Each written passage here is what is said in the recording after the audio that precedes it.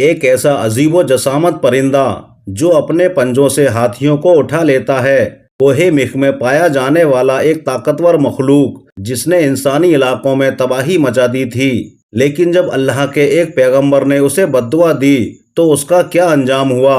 کیا عربی لوگوں کی کہانیوں کا یہ پرندہ سچ میں وجود رکھتا تھا؟ اور وہ کون سے پیغمبر تھے جن کا سامنا اس دیو قامت پرندے سے ہوا؟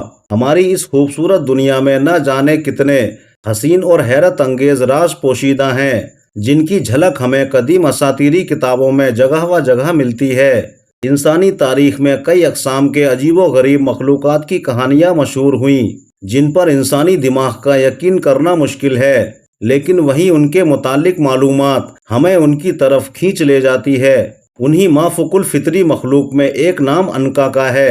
عنقا قدیم زمانے میں وجود رکھنے والا ایک عجیب و غریب پرندہ تھا۔ اس پرندے کی پرواز بہت دور دراز تک ہوتی تھی۔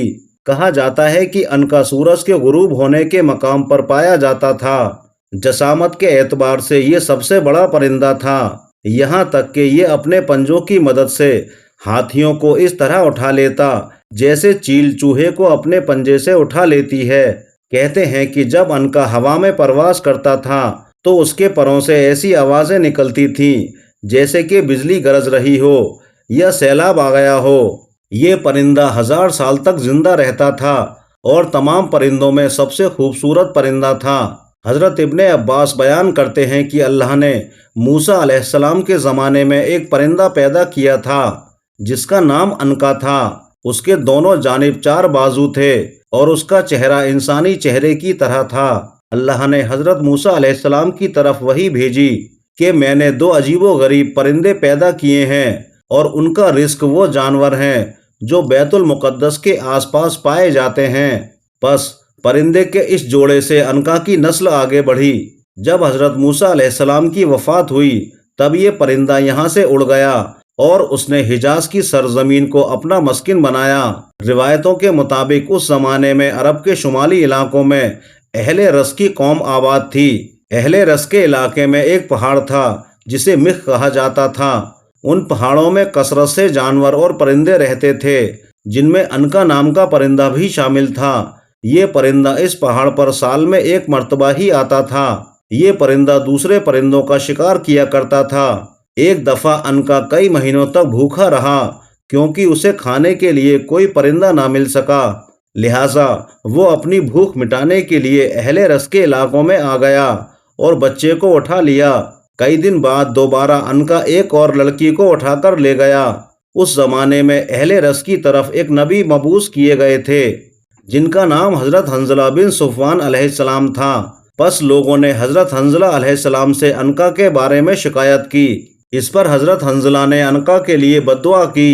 پس عنقا پر آسمانی بجلی گری جس کی وجہ سے وہ جل کر ہلاک ہو گیا اور پھر دوبارہ کبھی اس نسل کا کوئی بھی پرندہ اس دنیا میں نہ دیکھا گیا۔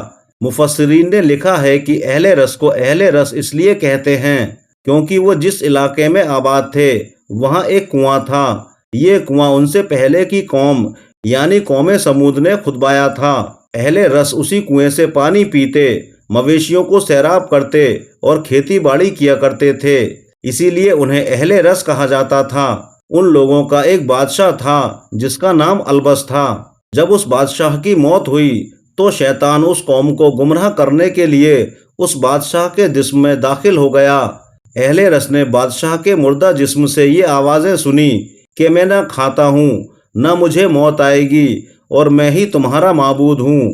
لہٰذا اہل رس کفر اور شرک میں مبتلا ہو گئے اور بادشاہ کے اس مردہ جسم کی عبادت کرنے لگے۔ بس اللہ نے ان کی طرف حضرت حنظلہ علیہ السلام کو بھیجا جن پر خواب میں وحی نازل ہوتی تھی۔ حضرت حنظلہ نے اہل رس کو بتایا کہ بادشاہ مر چکا ہے اور اس میں روح نہیں ہے بلکہ شیطان اس کے جسم کے اندر حلول کر گیا ہے تاکہ تمہیں گمراہ کرے، لہٰذا شرک سے توبہ کرو اور کسی کو بھی اللہ کا شریک نہ ٹھہراؤ۔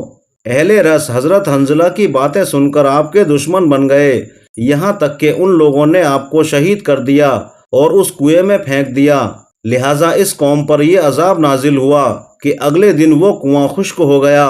قوم کے لوگ کئی دنوں تک پیاس سے بدحال رہے، فصلیں سوکھ گئیں اور کچھ ہی عرصے میں تمام لوگ مر گئے۔ درندوں نے وہاں حملہ کر کے تمام لوگوں کی لاشوں کو کھا لیا اور اس طرح اہل رس کا یہ علاقہ ایک وحشت ناک بیابان میں تبدیل ہو گیا۔ بعض مفسرین عنقا کو صرف ایک افسانوی پرندہ قرار دیتے ہیں اور زمانہ قدیم میں اس کے وجود سے انکار کر دیتے ہیں۔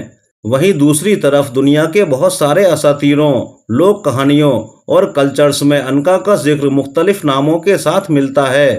قدیم مصر کی تاریخ میں عنقا کو بینو نام سے جانا جاتا ہے، جس کی فنکاری آج بھی مصر کی قدیم کھنڈہرات میں نظر آتی ہے۔ مانا جاتا ہے کہ قدیم مصر میں عنقا کا ایک عظیم مندر بھی موجود تھا، جس میں سال میں ایک دفعہ بینو پرندہ اس مندر میں آیا کرتا تھا۔ ہندو مت میں عنقا سے ملتا جلتا ایک پرندہ گروڑ کا ذکر ملتا ہے، جسے وشنو دیوتا کی سواری مانا گیا ہے، جو اس کائنات میں کہیں بھی اڑنے کی صلاحیت رکھتا ہے۔ ہندو مائتھولوجی میں گروڑ کو پرندوں کا راجا کہا گیا ہے، جس کا جسم انسان کی طرح ہوتا ہے، جبکہ ہاتھ، پاؤں اور پنکھ ایک بڑے باز کی طرح۔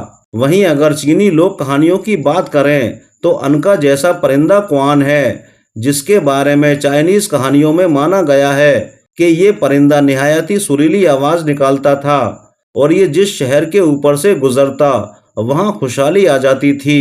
اسی طرح یہودی صحیفوں میں جیز نام کا ایک پرندے کا ذکر ملتا ہے، جس کے بارے میں کہا جاتا ہے کہ یہ پرندہ جنت کے ایڈن گارڈن میں رہنے والے جانداروں میں سے ایک تھا اور آدم علیہ السلام کے اس دنیا میں آنے کے بعد یہاں بھیجا گیا۔ جبکہ گریک اور رومن مائتھولوجی میں گریفن نامی ایک عجیب مخلوق کا ذکر موجود ہے، جس کا جسم شیر کا اور سر پرندوں کی طرح ہوتا ہے۔ قدیم یونانی گریفن کو دولت اور خوشحالی کی نشانی قرار دیتے تھے۔ گریفن شمال کی پہاڑیوں میں رہا کرتا تھا، جہاں یونانیوں کے مطابق اپولو دیوتا سال میں ایک مرتبہ ظاہر ہوا کرتے تھے اور گریفن ان کے خزانوں کی حفاظت کیا کرتا تھا۔ ایک مشہور مت کے مطابق جب سکندر اعظم یعنی الیگزینڈر دی گریٹ دنیا کو فتح کرنے نکلا تو اس طویل سفر کے دوران اس کا سامنا گریفن سے ہوا، جسے اس نے پکڑ کر قید کر لیا۔ کہا جاتا ہے کہ سکندر اس کی پیٹھ پر سوار ہو کر 7 دنوں کے ایک سفر پر بھی روانہ ہوا تھا۔ اب اتنی ساری تہذیبوں اور علاقوں میں عنقا کے متعلق کہانیاں، پینٹنگز اور مورتیاں اس بات کی طرف اشارہ کرتی ہیں کہ ایسی مخلوق قدیم زمانوں میں واقعتاً وجود رکھتی تھی۔ لیکن مسئلہ یہ ہے کہ ہم انسان اس دنیا میں تبھی کسی بات پر یقین کر پاتے ہیں جب ہم اسے اپنی آنکھوں سے دیکھ لیں۔ یہاں تک کہ ڈائنوسور کے وجود کو بھی ہم انسانوں نے تب مانا جب ہمیں اس کے باقیات ملے۔ لہٰذا ممکن ہو کہ مستقبل میں ہمیں ایسے باقیات یا فوسلز مل جائیں جس سے یہ بات ثابت ہو جائے کہ عنقا کا وجود ایک تاریخی حقیقت ہے۔ واللہ عالم۔ دوستو ویڈیو کیسی لگی کامنٹس کر کے ضرور بتائیے گا۔